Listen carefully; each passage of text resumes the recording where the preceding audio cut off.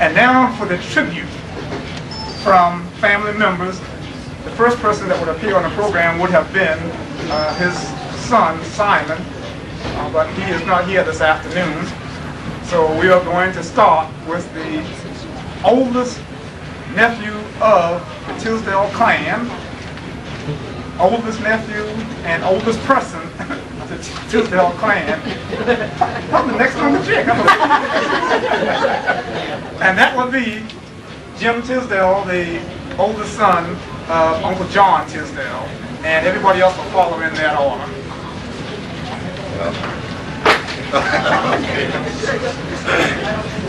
You know, I was just thinking, we live a long time with somebody, then we start, when you got to tell somebody something about somebody, then you can sum it up, even if you're 60 years that you've been with that person, you can sum it up in 3 or 4 minutes, and a whole life has been spent in 3 or 4 minutes with all a person done, you know, during the time that he was with us.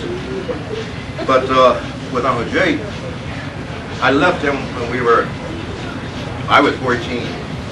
And then even during the time from childhood up to 14, I just occasionally see him every now and then. He worked out and stayed, you know, the place that he worked.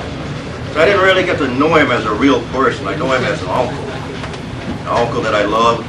And because he was an uncle, I don't know if it was something that he done to make me love him, but because he was uncle, you're supposed to love your uncle and any one of your family. So that's how I learned to love him. But I think in '71, he came up and stayed with us for a while, and then that's was the time I had a chance to know him. But I think I've learned what you all have never seen of him. Now he is sitting in front of me, so if he wanted to stop me from saying what I want to say, then he would have to raise his hand or something, because what I'm going to say is something that you never would expect from Uncle Jake. We know him as an easygoing, lovable, acceptable person. But certain things he just didn't show everybody. But he let me see who he really was. I'm going to make it real short, and then there's a little bit I got to keep, you know, leave some of it out because it was personal between him and I. He let me know the real Uncle Jake.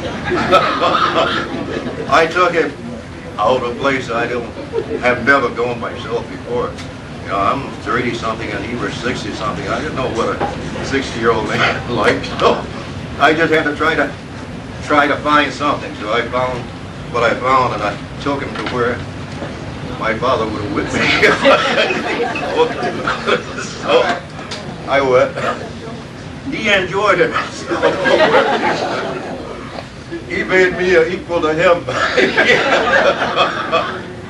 He couldn't stop laughing. He was laughing for the whole time. Every time we go someplace, even if the work that I do around the house, if I'm polishing furniture or building something, I gotta polish it up.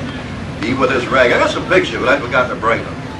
With the intention of bringing them, but I didn't, so I just have to tell the story the way that I could remember it. So when we go someplace, I can't tell this one. But he was somewhat different from what you all know. But I'm telling the truth about that. It's okay, right? I think he means go ahead. You don't have to answer. But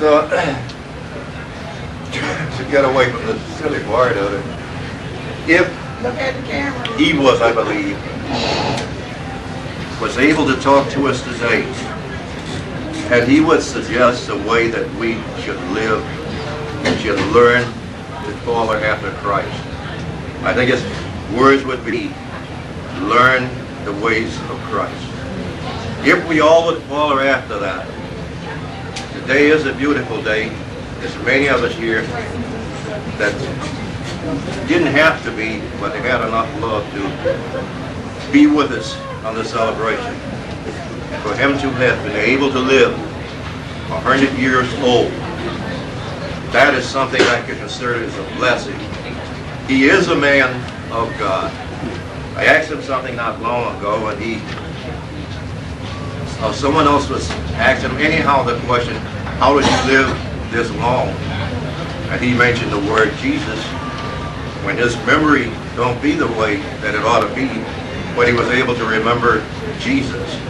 And that is a blessing. We all must try to grow as well as we can. We practice what Christ says and try to do it in the way that he says to do it. And I thank you.